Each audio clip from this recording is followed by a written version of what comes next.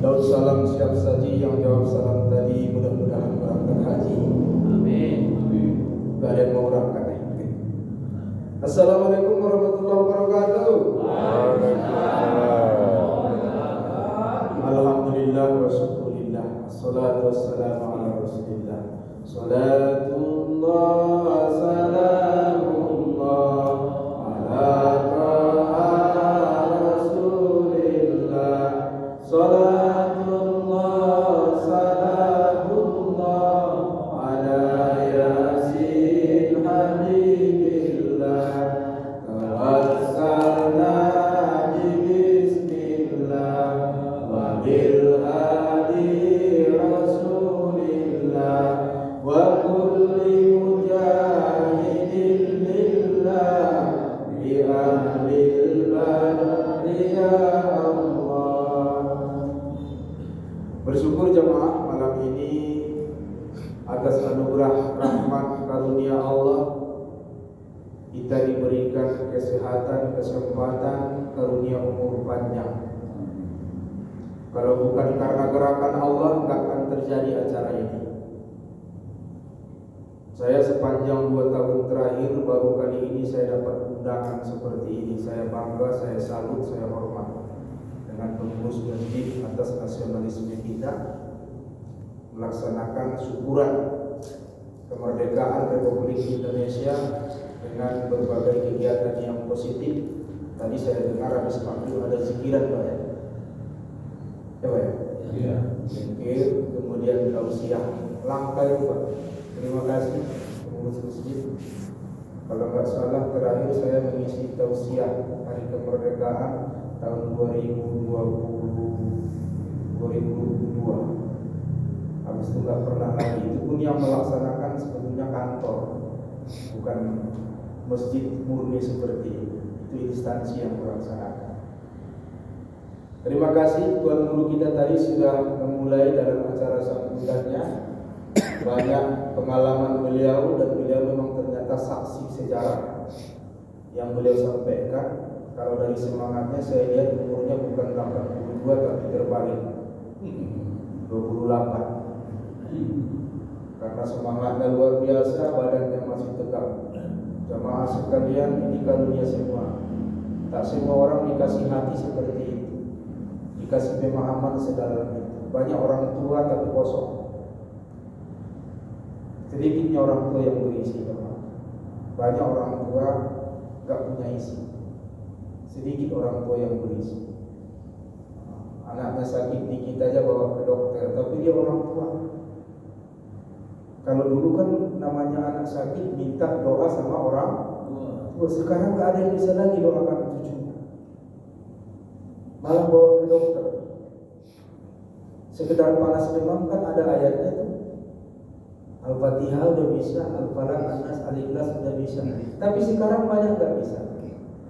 Maka kita alhamdulillah masih ada saksi hidup di tengah-tengah kita, orang tua kita, guru kita. Terima kasih Pak. Banyak hal yang saya tidak tahu jadi saya tahu. Terima kasih. Jamaah sekalian, kita mensyukuri nikmat kemerdekaan ini hukumnya apa? Sunnahkah, mubahkah, atau wajib?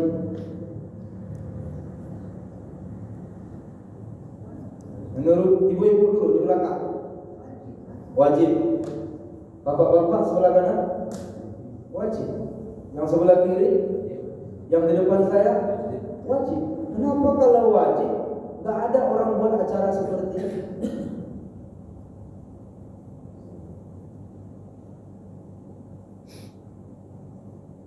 Tadi sudah digambarkan oleh Bapak Ustaz kita bagaimana Al-Quran begitu memberikan penghargaan terhadap suatu kemerdekaan. Dan satu-satunya agama yang paling komitmen dan konsisten dalam hal ini adalah Islam. Bahwa perbudakan itu sudah merata di seluruh dunia saat itu. Bahkan di Amerika sendiri pada tahun 1829 masih ada kebun manusia. Bukan kebun binatang loh. Kebun manusia. Manusia dikandangkan jadi tontonan orang berkulit putih. Yang dikandangkan siapa? Orang-orang yang ditangkap dari Afrika. Kulit hitam dikandangkan. Bayangkan. Saya masih membaca, melihat dokumenter ini di YouTube 1829. Kejamnya dunia ini. Manusia dianggap binatang, dipertontonkan, bayar karcis masuk. Dipertontonkan bagaimana cara mereka bertahan hidup, bagaimana cara mereka berpakaian, bagaimana cara mereka memasak. Maka yang paling rasis di dunia ini bukan Islam, negara-negara non-Muslim yang paling rasis. Sekarang mereka teriak-teriak pahlawan HAM. Amerika teriak-teriak pahlawan HAM. Siapa yang paling tidak menghargai ras di dunia ini? Orang Amerika. Sekolah kulit putih, sekolah kulit hitam dibedah. Lapangan pekerjaan bagi kulit hitam dibedah. Jabatan politik kulit hitam dibedah. Paling-paling mereka bisa menghargai ras Afrika itu, kulit hitam. Itu paling 30 tahun terakhir. Di saat Rasulullah dari 1400 tahun yang lalu sudah memproklamirkan diri, tidak ada perbedaan ras, tidak ada perbedaan warna kulit, suku bangsa. Yang lebih mulia di antara kalian adalah atqakum. Maka kalau cerita tentang kemerdekaan, Islam satu-satunya agama yang paling komitmen dan konsisten memperjuangkan kemerdekaan itu.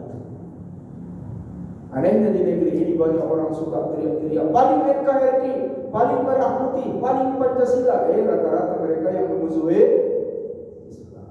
Mereka yang sok-sok NKRI, sok merah putih, sok Pancasila, biasanya itu yang benci Islam.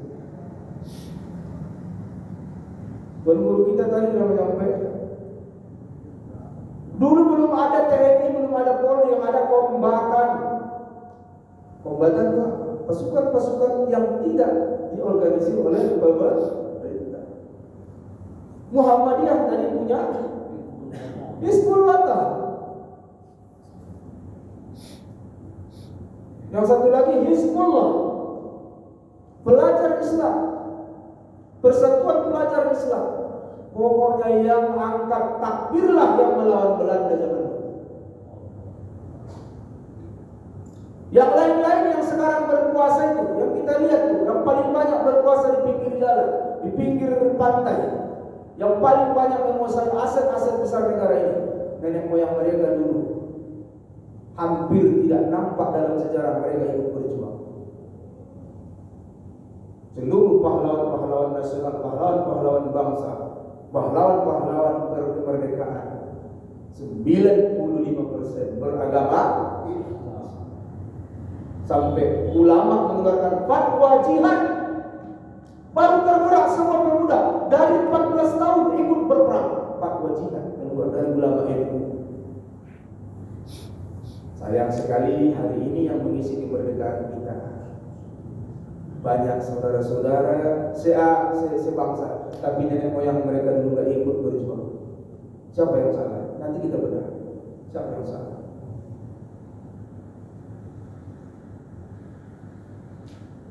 Islam dari dulu memperjuangkan kemerdekaan. Makanya kata Ustaz kita tadi, orang yang ingkar janji, yang melanggar sumpah, salah satu ibaratnya merdekakan hamba, tahrirul raqabah. Melanggar pantangan puasa di siang Ramadan, berhubungan suami istri, tahrirul raqabah. Menzihar istrinya, dia bilang istrinya mirip-mirip mamanya, salah satu dendanya yang bisa dipakainya lagi, tahrirul raqabah. Membunuh semi disengaja, bukan disengaja, semi disengaja, salah satu ibaratnya biar dia lepas dari hukum, tahrirul raqabah. Dalam Islam itu ada kalau nggak salah 7, yang salah satu dendanya adalah tahrirul memerdekakan. Makanya dulu ada namanya HTI, Hizbut Tahrir. Asal yang sekarang sudah di PTS. Ya karena memang kelakuan mereka juga di dalam terlalu inklusif. Banyak masjid kalau sudah disebut tahrir di situ, yang lain tidak boleh masuk. Jadi termasuk orang Islam pun jadi alergi kan. Andai kata dulu pendekatan mereka tidak seperti itu, kurasa pasti itu. Jadi jamaah yang dirahmati Allah Subhanahu wa taala. Jadi hukumnya wajib nih, wajib. Ada ayat Ustaz, buka Ibrahim ayat 6, 7, 8. Wa iz qala Musa liqaumi zkuru ni'matallahi 'alaikum iz anjakum min ali fir'auna yasumunakum su'al 'adab wa yuzabbihuna abna'akum wa yastahyuna nisa'akum wa fi dzalikum bala'un min rabbikum 'azim. Ingatlah ketika dulu Musa berkata kepada kaumnya, orang Bani Israel, wahai kaumku, ingatlah nikmat Allah kepada kalian tatkala Fir'aun dan kroni-kroninya menyiksa kalian seburuk-buruk azab. Yang gak mau menyembah Fir'aun, yang gak mau mengaku Tuhan Fir'aun, bunuh semuanya, satu keluarga. Dan kita tahu kisahnya Siti Masita. Hanya gara-gara sisirnya dan dia mengucapkan Allah, ditanya sama anak Fir'aun, siapa Allah? Tuhanku, Tuhanmu, Tuhan bapakmu Fir'aun, Tuhan kita semua. Anaknya enggak mau terima. Awas kau ya, mengaku-ngaku ada Tuhan selain bapakku. Waduh, kau silakan. Jamnya itu Fir'aun jamaah, tak ada ampun bagi Masita. Digiring ke depan tungku yang sudah disiapkan minyak, tinggal goreng. Orang biasanya goreng ikan asin itu, ini yang digoreng manusia. Siapa pelakunya? Kejamnya Hitler belum apa-apa. Kejamnya Hitler belum apa-apa. Kejamnya Mussolini belum apa-apa. Kejamnya Pol Pot belum apa-apa. Fir'aun digoreng hidup-hidup Masito, suaminya, anaknya juga. Hanya gara-gara tidak mau mencabut ucapannya bahwa ada Tuhan selain Fir'aun.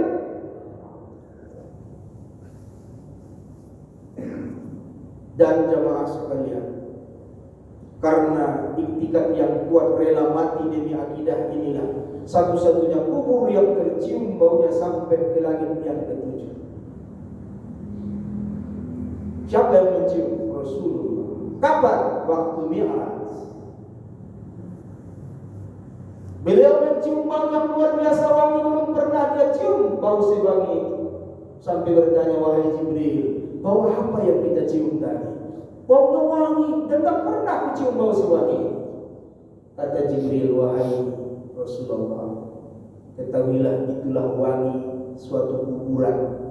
Yang kuburan itu bukan wali-wali, bukan aulia-aulia, bukan kiai-kiai, bukan pendiri pesantren, bukan ulama besar. Kuburan orang biasa yang bahkan orang tidak tahu di mana kuburannya. Gak pernah orang menziarahinya, gak pernah orang ngirim Al-Fatihah untuk Masita. Ada Al-Fatihah ala Masita, ada? Ada. Tapi kuburan ini wangi sampai ke langit. Kuburan siapa wahai Jibril? Itulah kuburan Masita, kata Jibril. Yang disiksa Fir'aun, digoreng hidup-hidup karena dia tidak mau mencabut ucapannya bahwa ada Tuhan selain Fir'aun. Bukan kuburan tuan-tuan saya yang tak jelas itu, tiba-tiba muncul kuburan saya. Lalu orang ziarah, dibesar-besarkan sampai satu kampung hidup hanya di situ. Jadi tukang parkir yang jualan, minta-minta, bikin malu. Kemudian di Sumatera nggak ada yang begini. Sumatera nggak ada yang begini. Ini juga satu bentuk keterjajahan. Ini jangan juga kita menganggap itu satu keistimewaan. Itu keterjajahan. Kalau kuburan dibesar-besar, belum tentu yang dikubur itu senang dibesar-besarkan. Jangan-jangan tersiksa jadi dalam. Jamaah sekalian, kembali lagi Fir'aun diingatkan oleh Al-Quran ayat 6. Kalian bersyukurlah, kata Musa kepada orang Israel. Ingat nikmat itu, jangan kalian lupakan Allah yang melepaskan kalian dari kekejaman Fir'aun. Bukan hanya menyiksa orang yang tidak seakidah, yang tidak seide dengannya, wa yuzabbihuna abana'akum, menyembelih hidup-hidup anak laki-laki kalian. Tanya dari jemaah, sekejam-kejamnya Soeharto dulu, ada dia sembelih anak-anak? Ada? Hitler ada? Mussolini ada? Pol Pot ada? Ada. Memang gak ada manusia di atas kejamnya Fir'aun ini. Disembelih semua anak laki-laki, wa yastahyuna nisa'akum, membiarkan hidup anak-anak perempuan. Untuk apa? Untuk dieksploitasi, dijadikan budak seks. Wa fi dzalikum bala'un min rabbikum 'adzim. Itu semua adalah cobaan dari Tuhanmu yang Maha Agung. Jadi macam mana caranya? Bagaimana menyikapinya? Muncul ayat ke-7. Baru tahu kita nanti yang selama ini ayat ke-7 ini kita anggap ayat yang khusus untuk kita. Enggak. Ini khusus untuk semua umat. Apa ayat ke-7-nya? Ibarat ayat itu. Wa ista'azzana rabbukum la in syakartum la azidannakum wa la in kafartum inna 'adzabi lasyadid. Dan ingatlah, ketika Tuhanmu, ini Nabi Musa yang bilang sama orang Israel ini, ingatlah ketika Tuhanmu memberitahukan berita besar. Apa berita besar? Kalau kalian bersyukur akan kutambah nikmatku, katanya. Dan kalau kalian kufur, ingat azabku sangat pedih.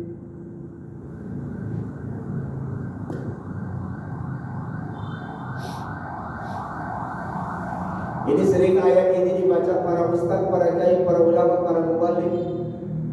Konteksnya dihilangkan. Konteks ayat syukur ini pertama kali adalah syukur terkait kemerdekaan. Lepasnya kalian dari penindasan barulah muncul syukur yang berikutnya. Terus apa hubungannya dengan kita? Coba lihat apa yang terjadi di zaman Fir'aun. Yuzabbihuna abana'akum, mereka menyembelih anak laki-laki di zaman Nabi Muhammad. Orang-orang jahiliyah yang berada di negeri Arab waktu itu, apa yang terjadi? Mereka membunuh anak perempuan hidup. Sama membunuh anak. Kalau Fir'aun yang dia bunuh anak laki-laki karena mimpinya, diterjemahkan tafsir mimpi, akan lahir seorang anak laki-laki yang menggulingkan kerajaan. Maka semua anak laki dibunuh hidup-hidup. Termasuk Nabi Musa, supaya diselamatkan Nabi Musa, maka ibunya mengakalinya, ditaruhkan dalam tungku yang sedang menyalakan. Jamaah sekalian, kalau di zaman Nabi Muhammad, zaman jahiliyah, anak perempuan yang dibunuh, anak laki-laki dibiarkan. Kenapa? Kepentingan perang. Yang dibutuhkan anak laki-laki yang banyak. Dalam satu keluarga kalau banyak anak laki-laki, maka banggalah keluarga besar itu. Kenapa? Bakal banyak orang mengincar mereka, menyanjung mereka, memuliakan mereka. Bakal banyak di sana prajurit-prajurit perang. Tapi kalau anak perempuan ini hanya beban, namanya peperangan. Kalau perempuan itu jadi beban, jadi tawanan, jadi budak, diperkosa, cari nafkah kemana-mana nggak aman, namanya perang. Laki-laki pun nggak aman, apalagi perempuan.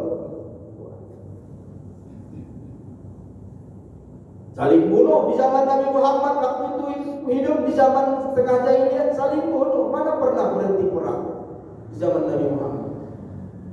Sebelum diangkat jadi nabi, sampai orang Madinah, Yasrib waktu itu memimpi-mimpikan kapan kita mendapatkan seorang yang adil, yang bisa menjadi penengah perang berkepanjangan antara Aus dan Khazraj yang tak pernah selesai.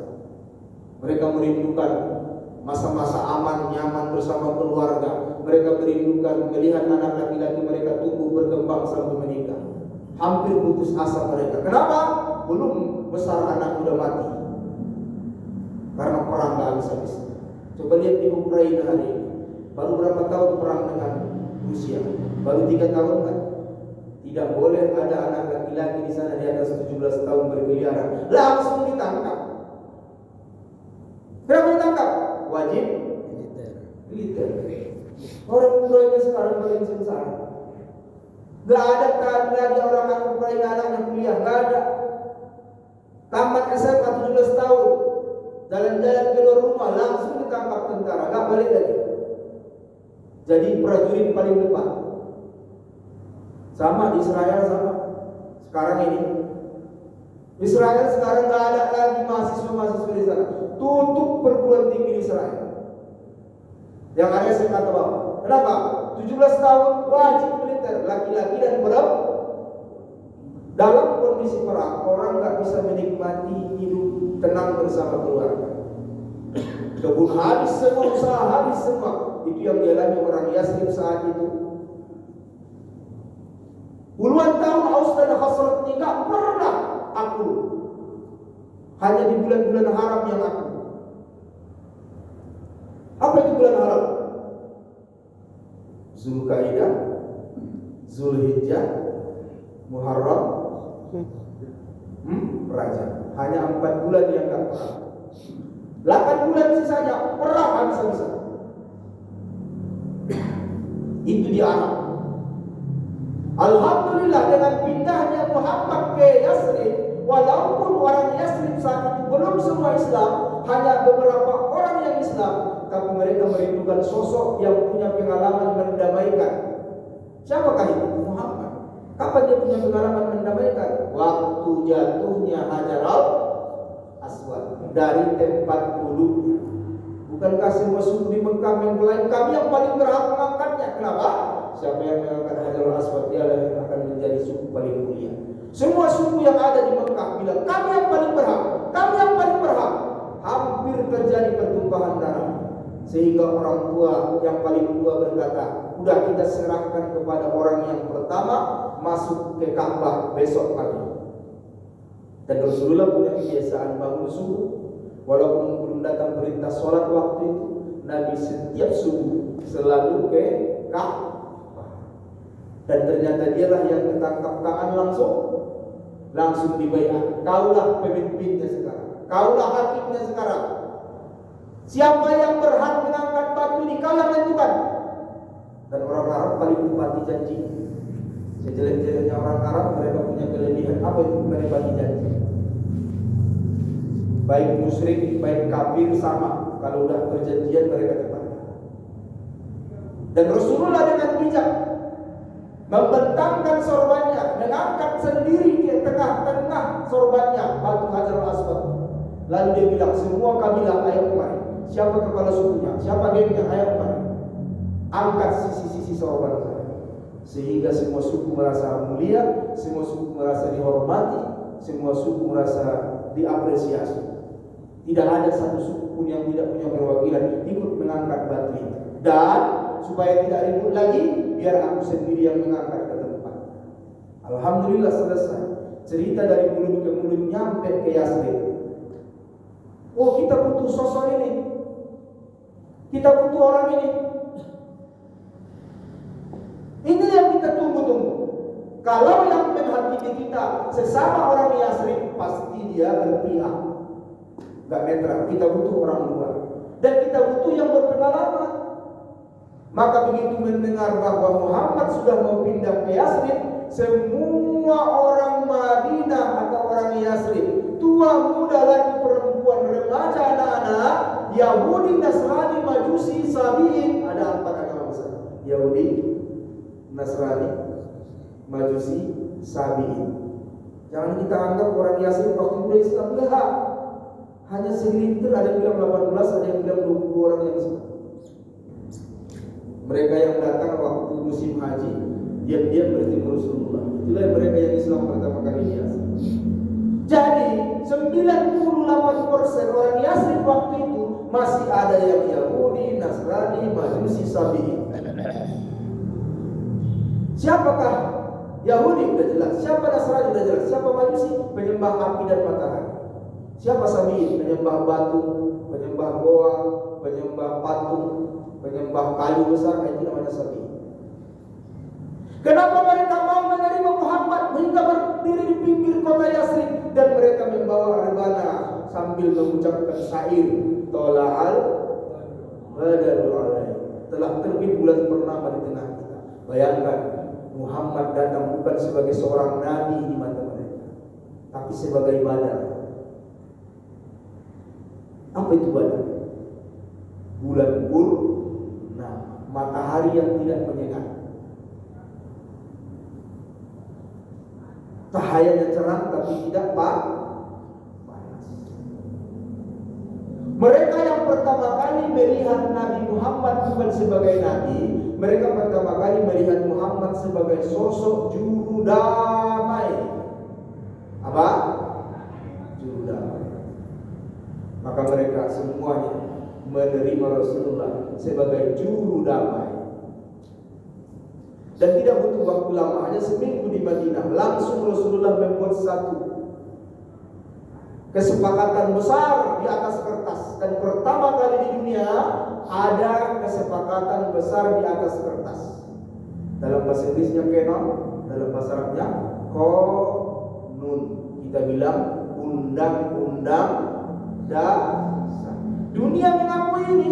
Inilah pertama kali kesepakatan antar suku bangsa dibuat. Apa itu? Piagam Madinah. Jemaah sekalian. Jadi sosok Rasulullah itu pembebas. Iya. Sosok Rasulullah itu pembebas dari ketertindasan, pembebas dari peperangan, pembebas dari perhambaan. Jadi kalau malam ini kita memperingati ini luar biasa jemaah. Kajian gak pernah kita buka ini. Islam itu paling konsisten untuk ini. Dan ingat, waktu pertama kali Indonesia memproklamirkan kemerdekaannya, negara mana yang pertama kali mengakuinya? Saya mau tanya. Mesir. Mufti Palestina. Yang pertama kali mendukung kemerdekaan kita adalah negara Muslim, Palestina. Yang kedua, Mesir. Yang tak mengakui negara kafir semua. Tak ada yang mengakui kita. Sampai Belanda datang lagi, diboncengi oleh tentara. Nikah. Ya, nikah. Jemaah sekalian. Namun jemaah, introspeksinya di mana? Tadi Ustaz kita sudah menceritakan 6 Agustus Hiroshima, 9 Agustus Nagasaki. Tahun yang sama, bulan yang sama. Peristiwa yang berbeda.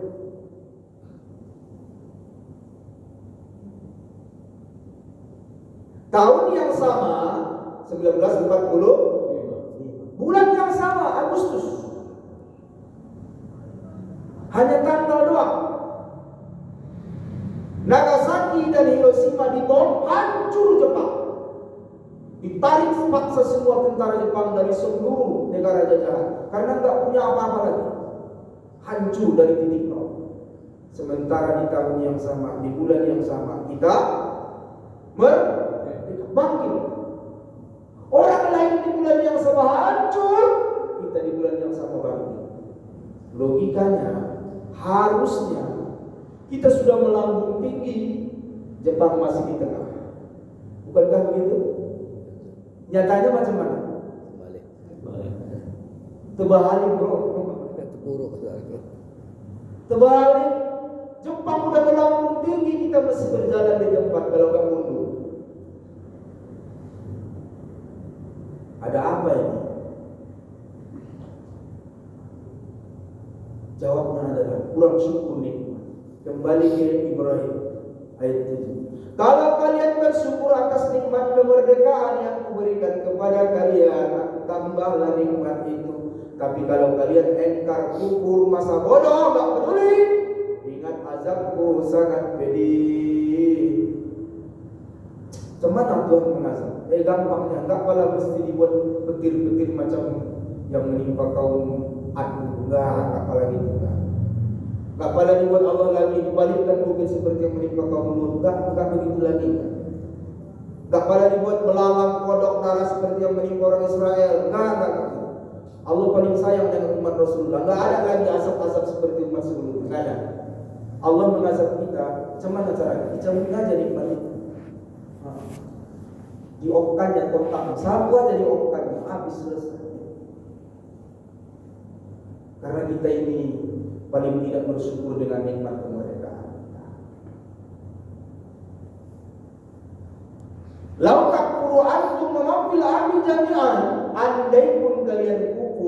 kalian semua yang ada di bumi ini, lakana Allah ghafurur rahim. Allah tetap Maha, lakana Allah ghaniyun hamid. Allah tetap Maha kaya, Allah tetap Maha terpuji. Enggak ada apa-apanya bagi Allah. Kalian bersyukur atau tidak? Enggak. Luqman ayat 13. Wa may yashkur fa innama yashkuru li nafsihi wa may yakfur fa innallaha ghaniyyun hamid. Yang bersyukur untuk dirimu saja, yang kufur kau sendiri yang rugi. Allah Maha terpuji, Allah Maha kaya. Jadi kita ini sebetulnya Allah nggak butuh rasa syukur kita, enggak, kita yang butuh sikap itu. Sama dengan bapak ibu buang waktu nyuapi anak, sudah kenyang ibu, makanya anak, nggak mau anak makan, masih bengke aja. Terakhir dia bilang udah mampus kau, aku udah lapar, udah kenyang, aku dari tadi. Kau yang lapar, kau yang lapar. Kenapa di tanggal bulan yang sama, di tahun yang sama, orang lain sudah melejit tinggi, kita masih berjalan di tempat, bahkan turun lebih ke bawah? Karena sikap, mental, karakter. Ini yang perlu kita benahi. Sikap kita dengan nikmat itu berbeda dengan mereka. Malaysia merdeka tahun 57, Pak, bukan tahun 45. Saya mau tanya, mana lebih makmur kita sekarang? Indonesia. Dulu orang Malaysia cari kerja ke Indonesia, belajar agama ke Indonesia, kuliah di musuh orang Malaysia. Ada yang alumni musuh di sini. Tahun 80-an ada. Belajar kedokteran di sini orang Malaysia. Belajar pertanian, cara menanam sawit di sini orang Malaysia. Mereka merdeka tahun 57. Kita bulan berapa tahun? 12. Singapura merdeka tahun berapa? 65. Kita duluan berapa tahun? 20 tahun. Kenapa mereka maju? Kalau Singapura payah kita membandingkan dengan Indonesia payah. Malaysia aja lah dulu ya, yang serumpun yang dekat-dekat. Sekarang kita impor apa ke sana? Impor manu, ekspor manu. Orang kita ekspor, bayangkan, gila. Bekerja kita ekspor ke sana. Di sana dibilang indot, itu penghinaan. Pulang dibotakin. Korea, bangga pula kita ke Korea. Jepang udah lama meninggalkan kita, produk Jepang masih tinggal di sini. Betul apa betul? Bahkan kita terjajah secara ekonomi. Kalau saya bilang kita ini belum merdeka secara ekonomi. Ya, kita merdeka secara fisik karena tidak ada negara lain yang sedang ada duduk dengan bala tentara di sini. Tidak ada lagi, alhamdulillah. Tapi ekonomi, ideologi, budaya, ayo jujur kita bilang, apakah kita sedang merdeka atau tidak? Belum. Ekonomi kita dijajah Cina, hasil alam kita dijajah Amerika, budaya kita dijajah Korea. Anak muda sekarang ini tahu apa? Drakor. Penampilan gaya-gaya Korea. Banyak ruko berbaris-baris punya orang Cina. Betul kan ya? Pantai Labu itu tanah luas, sawah di mana-mana. Tapi ingat ya, yang punya mesin padi yang punya tanah sekarang. Kau nanam ini ya, kau panen kau kari. Gitu sekarang. Di Belawan itu yang punya perahu-perahu kecil bukan nelayan lagi, teman. Udah cukup. Nelayan tak punya perahu lagi. Tiap hari sewa perahu sama orang kaya. Pribumi tergusur ke pinggiran. Orang Melayu tergusur. Kalau di Jakarta orang Betawi tergusur. Di Medan orang Melayu tergusur. Hanya di Padang, kalau saya bilang merdeka di Padang. Di Padang Indomaret, Alfamart nggak boleh masuk. Kalau di Padang yakin saya udah lihat orang luar yang nggak ikut nenek moyangnya dulu berjuang itu paling ujung sana di gang kecil. Orang Padang ya, orang Padang di jago-jago sampai di Amerika jadi presiden dia. Udah dengar belum? Ada orang Padang jadi presiden Amerika. Namanya Ajo Biden. Siapa namanya? Ajo Bidi. Gak bisa dilawan orang Padang. Saja seorang Padang. Seluruh dunia mereka datangi. Di mana bumi dipijak, di situ warung ditegakkan. Makanya orang Malaysia kalah, bingung. Kenapa sate Padang hilang? Seluruh dunia sate Padang tahu. Sampai Presiden Amerika dulu yang orang ini siapa? Obama, sate Padang, nasi goreng, tahu dia. Orang Malaysia cemburu, kenapa nasi sate Padang laku? Kita buat aja pulang sate kita. Kebetulan dia orang daerah Kuching, dibuatnya sate bangkrut langsung orang itu. Teman sekalian, kita belum merdeka secara ekonomi, tidak kita akui saja. Secara budaya belum juga. Secara ideologi dirokok terus. Seperti ada penghilangan sejarah yang sistematis bahwa yang berjuang itu dulu seluruh bangsa Indonesia, seluruh suku, seluruh agama. Iya betul. Tapi persentasenya berapa? 90% Muslim, Pangeran Diponegoro Muslim, yang Moncong Muslim. Hah? Wakil presiden semua Muslim. Parlemen itu Muslim semua. Yang merancang proklamasi Muslim. Bahkan ada yang bilang Sisingamangaraja juga Muslim. Patimura ada yang bilang juga Muslim. Siapa bilang? Tapi ada sekarang upaya sistematis sepertinya mendangkalkan pemahaman generasi muda untuk model Ustaz kita yang masih hidup, saksi sejarah. Kalau yang 40 tahun udah nggak ngerti lagi nih.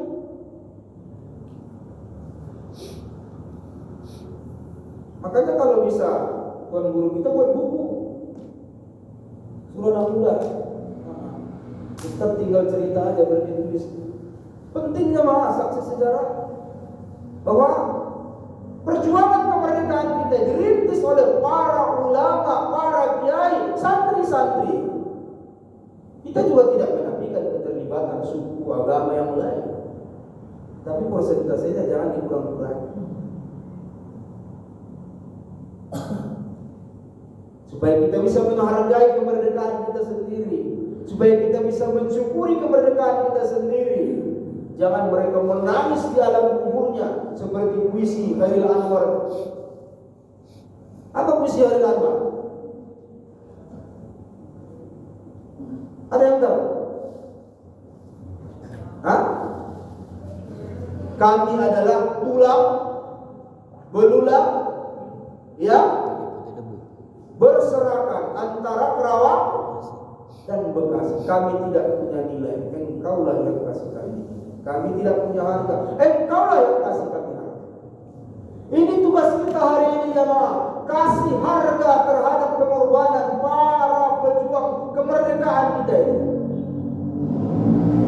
Kasih harga. Mereka tidak butuh lagi medali. Mereka tidak butuh lagi penghormatan. Mereka butuh adalah lanjutkan cita-cita mereka. Maka ayat tadi, kalau kalian syukur aku tambah nikmatku, kalau kalian kufur azabku sangat pedih. Itu terkait dengan syukur kemerdekaan yang jarang kita tahu hari ini. Itu syukur atas nikmat kemerdekaan. Syukur datang Nabi Muhammad memerdekakan kita dari budaya-budaya jahiliyah. Syukur pejuang-pejuang kita dengan teriakan Allahu Akbar, kata Bung Toma. Allahu Akbar, kata Sudirman, walaupun sakit ditandu kemana-mana. Emas istrinya, cincin emas permata istrinya, semua dikasih untuk peperangan. Soekarno diboyong kemana-mana, pindah kemana-mana. Para ulama-ulama dulu yang punya pesantren, yang ahli-ahli ekonomi, menguasai pasar, berjuang semua dengan teriakan Allahu. Maka harus eksis terus Allah. Jangan takut dibilang yang aneh. Selama kita di jalan yang benar. Kita hargai perjuangan mereka jemaah. Harusnya kita lebih maju dari negara lain. Artinya, kenapa Jepang masih berada di Indonesia? Ya, karena kita tidak punya etos kerja, kedisiplinan. budaya malu, budaya hormat, budaya terima kasih seperti orang Jepang. Mohon maaf nih semua, di halaman kita Jepang semua ini. Percaya tidak? Ayo, yang punya Mitsubishi, Toyota, Daihatsu, Honda, Yamaha, Suzuki. Ayo, punya siapa? Tuh. Masuk kita ke ruang tamu, ada kipas angin, apa mereknya? Ayo. Tengok aja. Jepang lagi, Cina lagi, Korea lagi. TV apa mereknya? Kulkas apa mereknya? AC apa mereknya? Jepang, Korea, Cina. Masuk kita ke dapur, coba lihat kompor gasnya. Lagi-lagi negara lain. Listriknya apa mereknya coba? Kalau lampunya apa? Philips. Halo. Atas bawah, buka sampai belakang. Negara lain semua. Depan Jepang, tengah Jepang, dapur Jepang, makan pun memang makan Jepang. Sadar kita memang makan Jepang, sering kita makan. Apa itu Ustaz? Sayur sakato. Jepang. Kenapa kita ini nggak sadar Jepang? Di mana mobil SMK kita? Ada nampak? Ada nampak mobil SMK kita? Mobil timur kita mana? Saya baru tahu rupanya mobil timur kita itu ternyata mobil Korea juga. Ambil Ya, dulu saya bangga-banggakan mobil timur. Ternyata Korea juga, hanya ganti merek. SMK itu banyak kali dan larinya kencang kali. Saking kencangnya nggak nampak. Kan kalau lagi kencang kan tak nampak.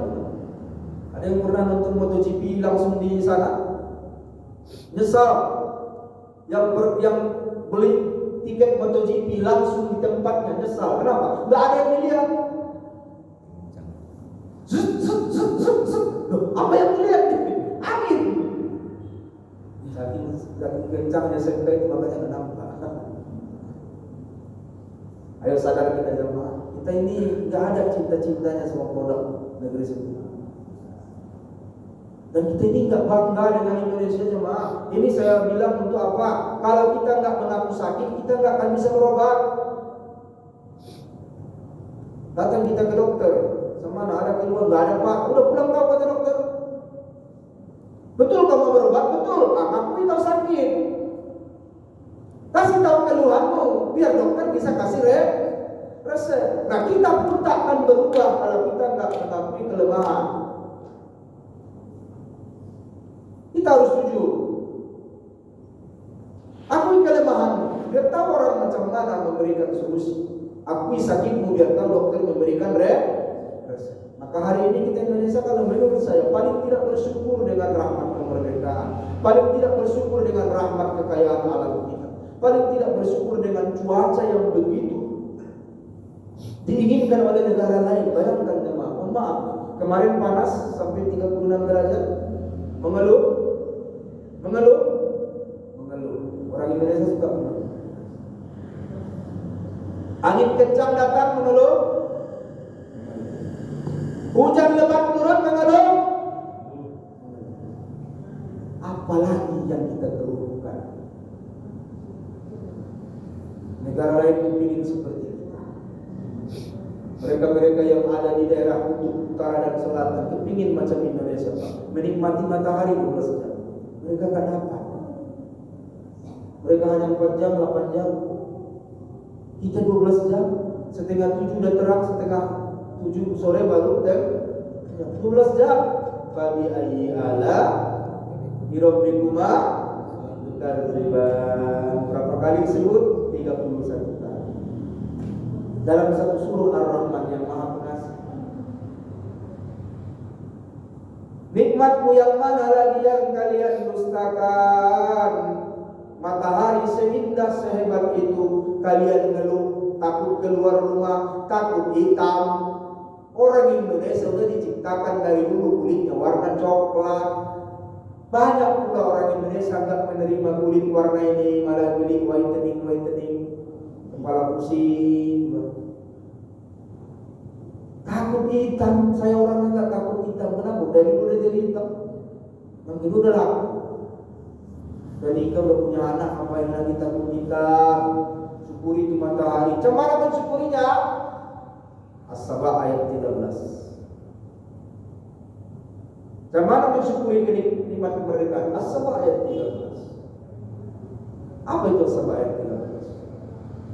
Wa'malu ala Dawud syukra, berbuatlah, bekerjalah, beraktivitaslah wahai keluarga Daud, itulah tandamu bersyukur. Jangan ngeluh, jangan banyak merenung, jangan banyak berteori, retorika, markombur. Ini orang Medan nih, lebih lama di warung kopi daripada di tempat Pas gak yang saya bilang nih? Cocok gak? Tukang becak lihat tuh, lebih lama di mana dia?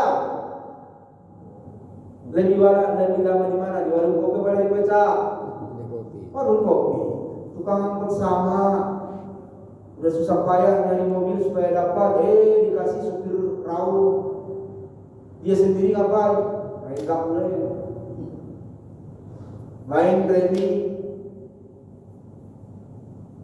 Kita dikasih matahari yang panas, kita takut keluar rumah, gak mau nyangkol, gak mau kena matahari, takut kita ini gak bersyukur. Makanya kita gak maju.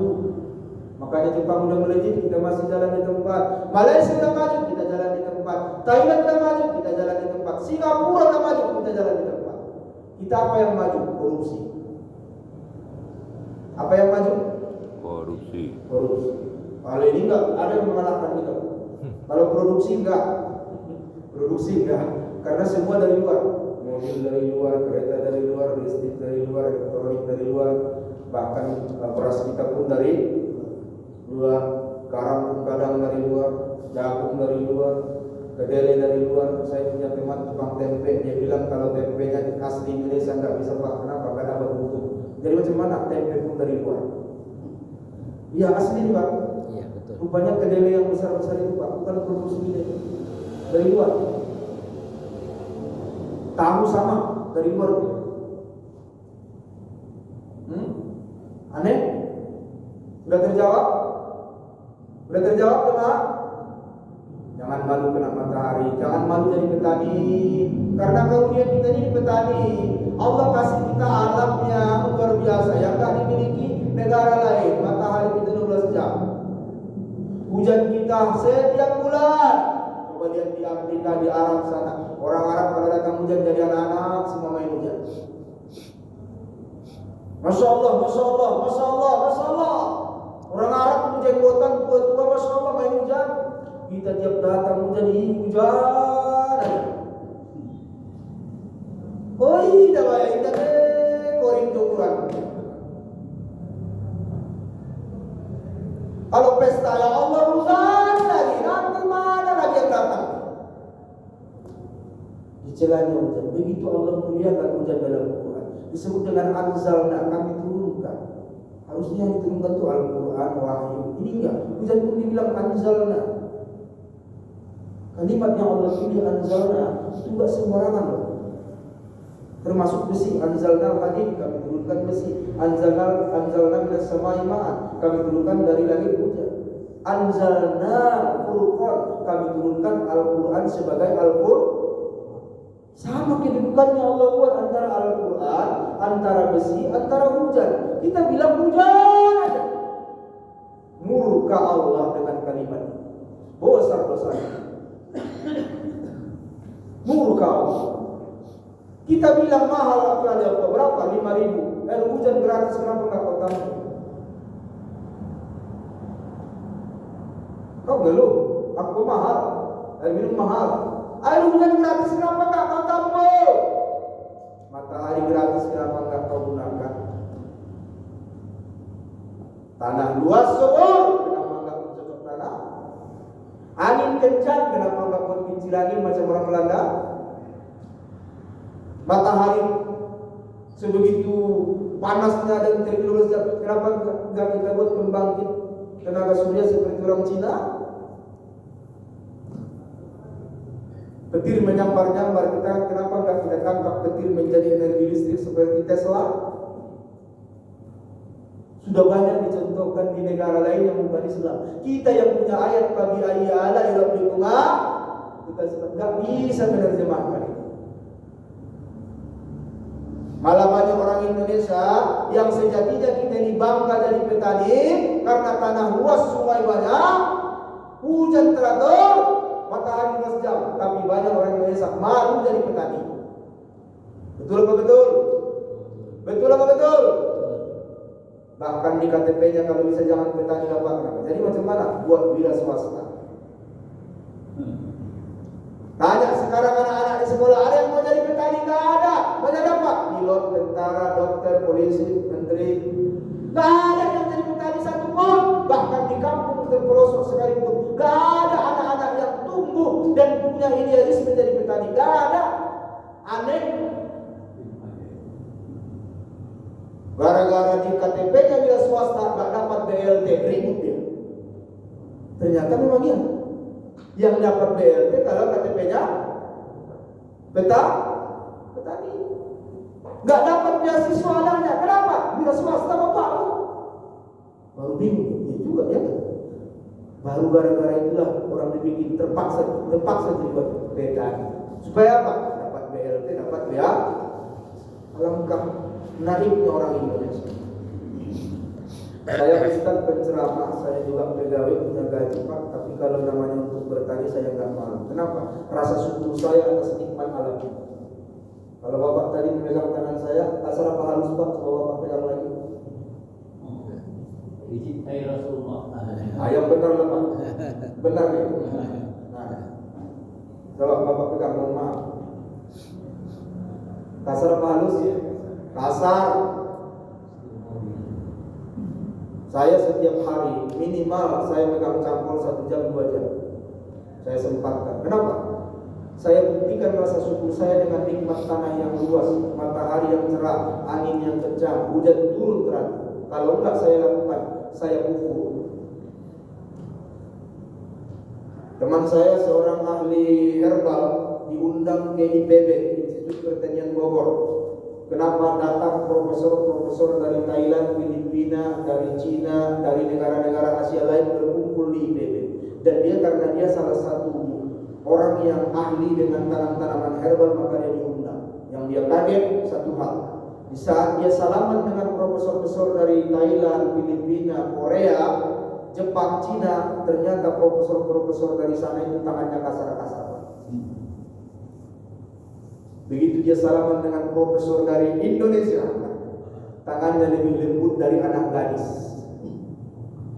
Maka dia bilang, memang Indonesia ini kualat. Kenapa? Dia profesor di bidang pertanian, kuliah di pertanian, tapi dia malu jadi petani. Kualat kita. Saya punya kebun Pak, bukan sombong. Saya punya kebun kelapa 3,5 hektar. Punya kebun sawit 1,5 hektar, punya jamur 1,5 hektar, punya kebun sayur cabai 1,5 hektar, kacang tanah 1,5 hektar, kacang panjang 1,5 hektar, ubi 1,5 hektar, talas 1,5 hektar. Pokoknya di 1,5 hektar itu Pak saya sempit-sempitkan semua. Luas kebun saya Pak. Saya tanam semua di situ. Dan saya bangga Pak. Saya enggak malu. Saya petani. Ya saya petani. Nikmat Allah harus saya syukuri. Di depan rumah saya ada kolam Pak. Kalau datang hujan saya alhamdulillah datang hujan. Kenapa? Kolam itu enggak saya aliri dengan air panas, enggak saya aliri dengan air listrik. Memang sengaja saya buat kolam itu menunggu hujan supaya ada alasan saya mengucapkan alhamdulillah.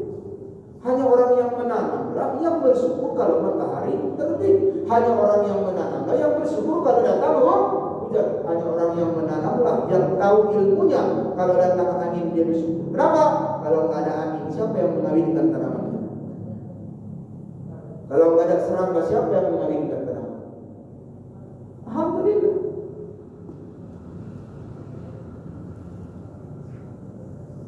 Bukan lautan tapi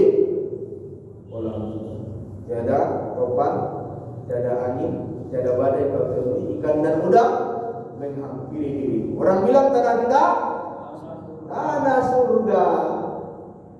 Di zaman Soeharto dia boyong tanaman dari Indonesia menghijaukan Makkah Madinah. Alhamdulillah masih hidup di sana. Tapi jamaah, 70% spesies tanaman ada di Indonesia. Tidak semua spesies yang ada di Indonesia bisa ditanam di luar. Tapi sebaliknya, kalau tanaman dari luar semuanya pasti tumbuh di Indonesia. Sebaliknya, 80% jenis binatang yang besar dan kecil ada di Indonesia. Anehnya, tidak semua binatang yang hidup di Indonesia bisa hidup di luar negeri, tapi semua binatang yang hidup di luar negeri bisa hidup di Indonesia. Onta bisa hidup di Indonesia? Bisa? Bisa. Kurma bisa berbuah di Indonesia? Bisa. Datang ke Polda kalau mau tahu. Di depan mesin Polda ada 9 buah batang kurma yang berbuah. Datang. Sekarang ada di sini. Kemarin beras lagi aja, padahal bohong. Ini orang ini bukan orang Islam. Datang ke Polda.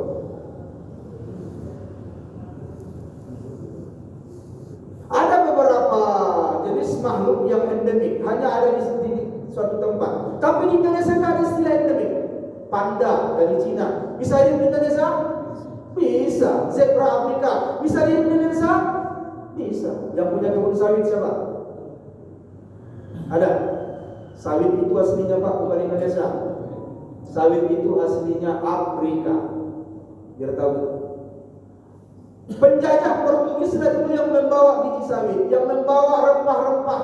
Seluruh negara yang mereka datangi, mereka ambil rempah-rempahnya untuk memanaskan badan. Lalu mereka datang ke pulau-pulau Indonesia, mereka tebarkan bibitnya di Indonesia, maka akhirnya seluruh pulau Nusantara menjadi penghasil rempah-rempah. Padahal aslinya bukan dari kita lada itu, bukan. Bawang putih itu bukan asli kita. Tapi sekarang justru lebih subur di Indonesia. Sawit yang dari Amerika di Afrika malah habis, yang bertahan di Indonesia. Jadi harusnya Indonesia ini sudah baldatun thayyibatun walaupun gak ada negara semakmur Indonesia. Makanya ada salah satu penulis mengatakan sesungguhnya dulu Sulaiman itu tinggal di Indonesia. Di mana? Di Jogja. Buktinya ada nama kota Sleman. Itu keseleo menurutnya mesti Sulaiman jadi Sleman. Orang Indonesia paling jago di dunia. Kemana-mana orang, ke bulan dia ikut, ke Mars dia ikut, ke langit, ke lautan dia ikut. Orang Indonesia. Siapa namanya? Selamat. Siapa namanya?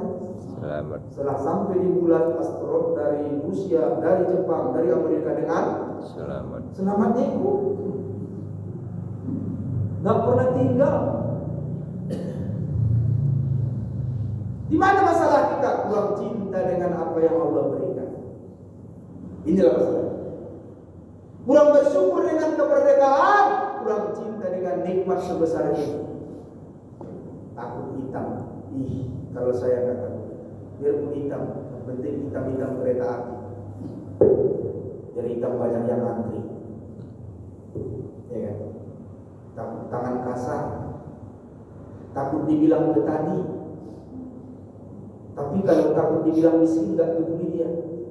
Biar dia kaya, urus sudah miskin juga, supaya gratis dia.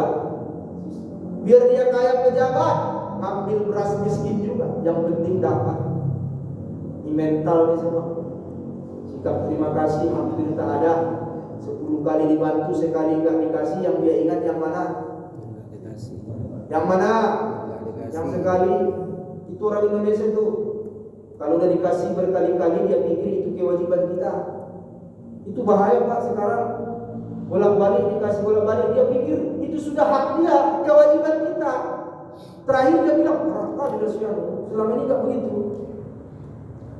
Saya punya tetangga, saya sengaja buka keran di luar. Mana tahu mereka butuh air malam-malam, mana tahu listrik rumah mereka nggak hidup, karena sekarang kan pakai token.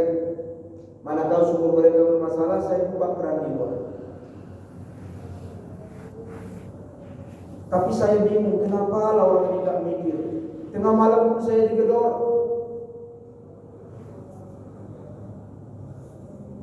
Lagi tidur siang digedor, Pak, tolong hidupkan lampu, tolong hidupkan air.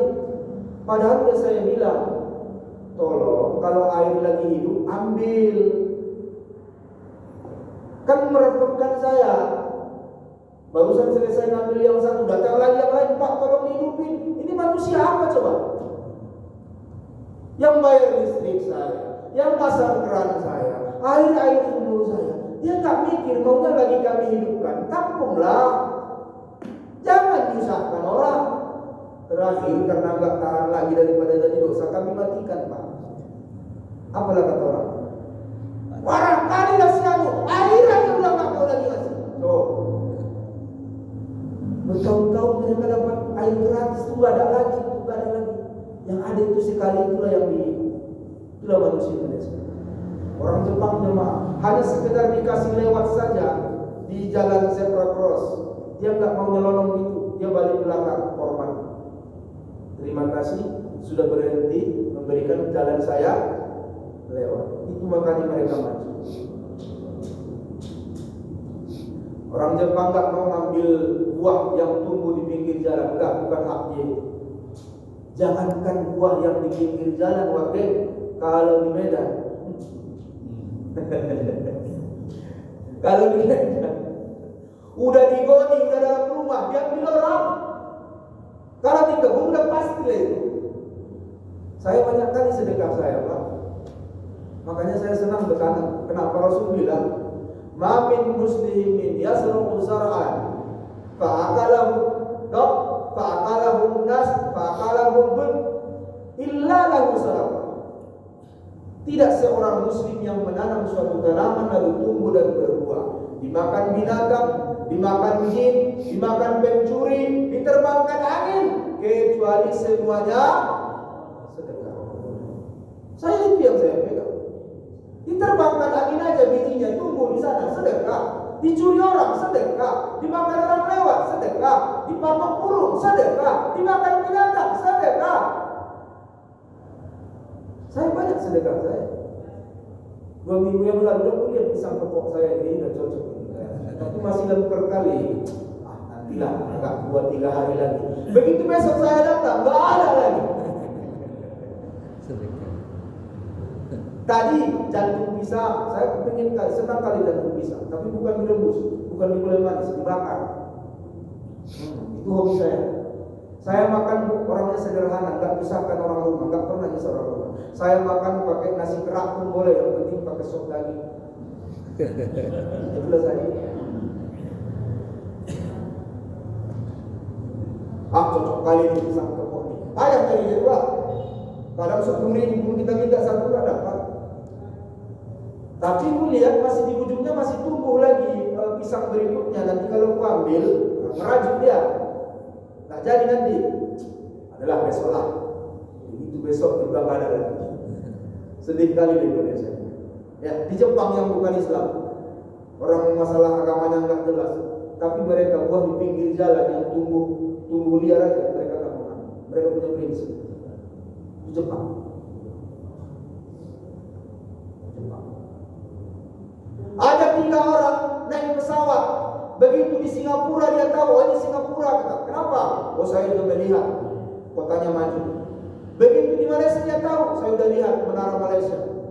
Begitu di Tugu Monas, belum nyampe Tugu Monas, masih jauh, tapi dia bilang kita udah di Jakarta. Kata, kenapa? Jam tangan saya hilang. Pesawat jam tangan hilang karena lewat Tugu. Ngeri kan? Masalah korupsi di Indonesia ini korupsinya di Asia Tenggara nomor 1, di Asia nomor 3, di dunia nomor 5. Tuh indeks korupsi kita nomor 5. Ada cerita katanya, ini ceritanya ini di neraka Allah ingin memperlihatkan bagaimana tingkat kecepatan korupsi di beberapa negara, dilambangkan oleh malaikat dengan jam dinding Pak.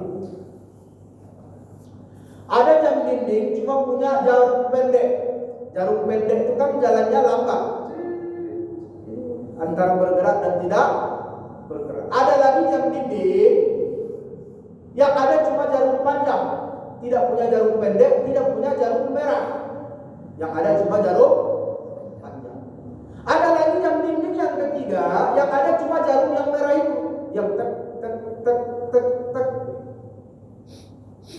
Lalu ditanya, wahai malaikat, ini jam apa? Oh, ini kecepatan korupsi negara-negara maju, hanya seperti jarum pendek. Siapa ini? Arab Saudi, Qatar, negara-negara maju sana. Siapa lagi? Cina salah satu. Mereka ada korupsi, tapi pelan, seperti jarum pendek, antara bergerak dan tidak bergerak. Lalu di seberangnya ada seperti jarum panjang, agak cepat dikit, tapi nggak cepat kali. Siapa ini? Ini Amerika, Inggris, Turki termasuk, Malaysia termasuk, Singapura juga termasuk. Seperti jarum pendek, jarum panjang. Bergerak cuma 1 menit, 1 menit. Lalu ada jarum yang merah itu, bunyi tek tek tek tek tek. Kira-kira siapa itu? Belum. Ternyata itu Myanmar yang sudah bangkrut, Argentina yang sudah hancur, nggak ada lagi. Apalagi India juga termasuk, Bangladesh termasuk. Itu seperti jarum detik, cepat. Lalu orang Indonesia bilang, malaikat, yang mana Indonesia? Oh, Indonesia angka korupsinya nggak bisa digambarkan dengan jam, kata malaikat. Jadi yang mana? Kita tengok kipas angin, kata malaikat. Angka korupsi Indonesia itu seperti kipas angin. Nauzubillah min dzalik. Dari mana mulainya kita? Allah, saya tidak tahu. Yang pasti seingat saya korupsi itu sudah dimaklumi dan diterima bersama, dan kita terkadang kita menikmatinya dan kita tepuk tangan dan kita senang orang yang koruptor itu datang. Nih, kita jangan bohong lah. Kalau datang wali kota, bupati, anggota DPR kasih sumbangan 50 juta macam mana? Senang gak? Senang gak? Ditanya enggak uang dari mana?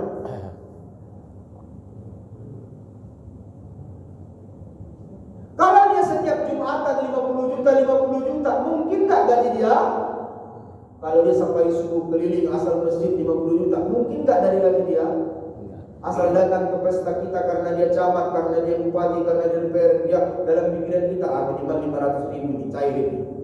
Mungkin gak uang dia? Pasti uang korup. Tapi kita senang, kita bilang dia orang baik, kita rangkul dia, kita foto-foto bersama, bangga dengan dia. Itulah Indonesia. Jadi harus jujur kita mengatakan, memang kita ini butuh korupsi. Ini bukan secara agama. Kita ini butuh korupsi. Itulah masalah sekarang. Kenapa kita butuh korupsi? Karena sudah terlalu lama kita anggap itu sudah kebutuhan. Mohon maaf, kita semua pernah sekolah SD? Pernah? Lalu guru SD bilang, anak-anak, hari ini ibu nggak bisa ngajar, kita cepat pulang. Kemana? Hore atau apa? Hore. Bukankah dia sedang korupsi? Kenapa kita bilang hore? Besoknya dia bilang, anak-anak semua, karena hari ini ada yang ulang tahun guru-guru kita, yang mestinya jam 1 kita keluar, jam 11 kita pulang. Macam mana? Hore. SD. SMP sama. Guru baru datang, anak-anak, yang penting kalian hadir aja, gak usah kalian belajar apa-apa, yang penting kalian pasti naik kelas. Senang? Hore, ibu dibaik, bapak dibaik, coba macam buku yang kejam kali pun. Yang baik itu dibilang kejam, yang salah dibilang baik. Bukankah kita yang memulainya?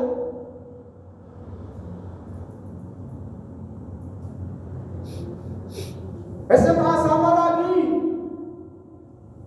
Besok kita libur, alhamdulillah, hore. Cepat kita pulang, alhamdulillah, hore. Begitu kuliah, 3 SKS dijadikan 1 SKS. Senang? Senang. 2 kali pertemuan jadi 1 pertemuan senang. Senang semua. Nggak ada yang protes. Bukankah itu korupsi? Udahlah, kumpulkan tugas saja, nggak usah belajar, yang penting tugas. Udah nilai kalian A. Udah. Kolusi bisa ada di situ, korupsi ada di situ, ketidakjujuran ada di situ. Tapi senang semua. Yang harusnya 12 pertemuan setiap mata kuliah, cuma 8 pertemuan. Udah gak apa-apa. Tanda tangan kosong. Mau semua? Senang semua?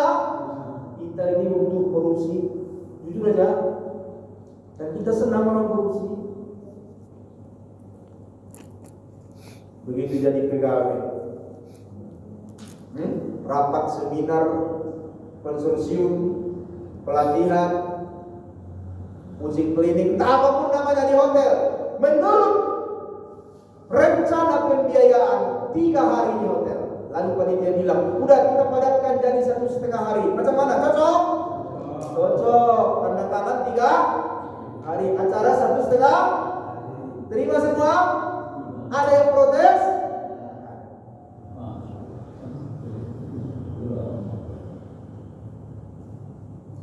Banjir di Jakarta gak habis-habis, maka dibuatlah rapat, diundang semua akademisi, praktisi, semua profesor-profesor yang mengerti masalah hujan cuaca BMKG, diundang semuanya. Rapat 3 hari 3 malam, akhirnya cuma dirapatkan setengah hari. Tanda tangan 3 hari 3 malam, 6 kali pertemuan. Dan hasil rapat yang menyatakan adalah penyebab banjir adalah air hujan. Selesai. Berapa habis dana? 1 miliar.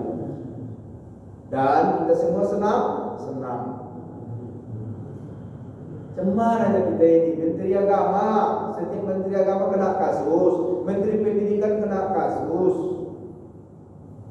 Rektor UIN kena kasus pembangunan gedung. Cemar aja kita ini. Pengurus masjid banyak yang korupsi. Ya, yang jujur aja, banyak tak? Mudah-mudahan di sini nggak ada jujur. Mudah-mudahan di sini banyak. Basnas, mana ada yang bersih-bersih kali Basnas tuh? MUI sama, MUI pun sama. Dapat dana hibah dari provinsi, jalan-jalannya mereka keluar negeri. Studi banding ke Cina, ke Uzbekistan, mana cocok? Uang rakyat juga jalan-jalan.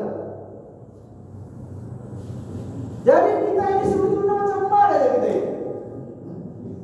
Ini sudah bohong-bohongan ya cek. Makanya setan pada saat DPR rapat, mereka nggak mau masuk ruangan. Setan nggak masuk ruangan. Lalu pimpinan setan bilang, "Woi, kalian kontrak kalian itu goda itu semua kota dewan yang korupsi." Kata setan, "Udahlah bos, gak usah lagi kita goda." Kenapa? Mereka udah lebih jago dari kita. Kita bilang maaf, udah nggak pusing lagi maaf. Udah lebih jago mereka dari kita, nggak usah kita goda lagi. Saya bingung kalau ditanya, ini macam mana solusinya?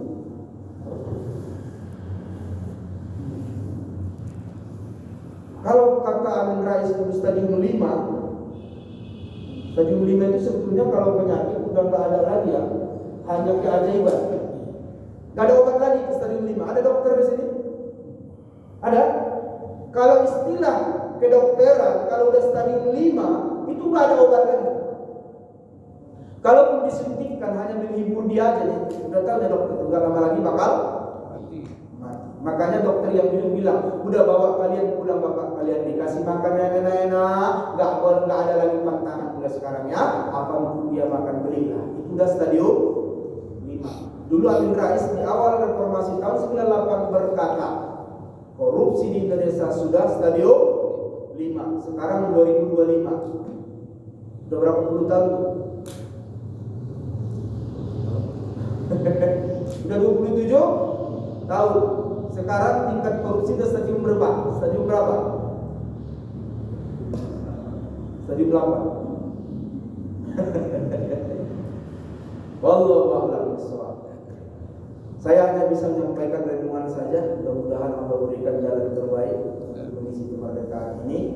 Intinya adalah innallaha iza an'ama ni'matan ala qaumi yuhibbu ayyara asarahu ala qalbi. Sesungguhnya Allah apabila dia memberikan nikmat kepada suatu hamba, maka Allah senang melihat nikmat itu ada bekasnya kepada hamba itu. Maka kalau nikmat kemerdekaan itu kita syukuri, macam mana ada bekas kemerdekaan dalam kehidupan kita yang hari ini nampaknya belum ada bekas, malah semakin terjadi. Kalau dikasih hujan-hujananlah kalian, itu Allah suka. Dikasih panas-panasanlah kalian, itu Allah suka. Dikasih tanah, berlumpur-lumpurlah kalian, itu Allah suka. Artinya apa? Nampakkan nikmat itu kau senang menerima. Nampakkan nikmat itu kau pakai. Terakhir saya cerita hanya sebatas ilustrasi. Kemarin waktu kurban, saya kurban 4 hari. Setiap tahun saya kurban 4 hari. Bukan karena kaya, tapi karena fadilah kurban menurut saya lebih besar daripada sholat di Masjidil Haram. Kenapa sholat di Masjidil Haram 100.000 kali dibanding masjid yang lain? Betul? Kalau kurban macam mana Pak? Sebanyak bulu-bulunya. Ada yang bisa mengalahkan?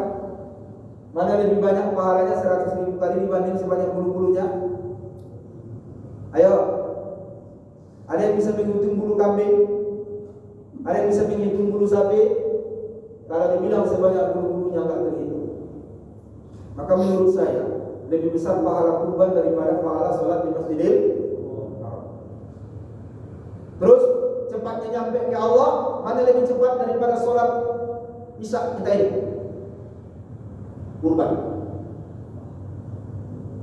Sholat Isya kita ini tahu jemaah kapan diangkat ke langit nih? Waktu subuh. Sholat zuhur asar kapan diangkat ke langit? Waktu asar.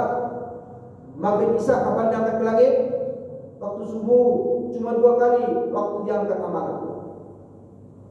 Asar dan subuh. Sedangkan kurban kata Rasulullah, innahu la ta'u minallah wa la ayyaka adanahu minallah. Pahalanya sudah nyampe kepada Allah sebelum darah menyentuh tanah. Tak menunggu asar, enggak menunggu subuh. Begitu disembelih, keluar darah, kena tanah, sudah nyampe kepada Allah. Maka saya bilang setiap tahun kalau ada orang mau berkurban bodoh, kecuali dia nggak mau.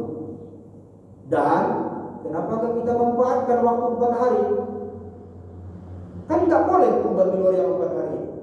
10, 11, 12, 13. Boleh di bulan lain? Boleh.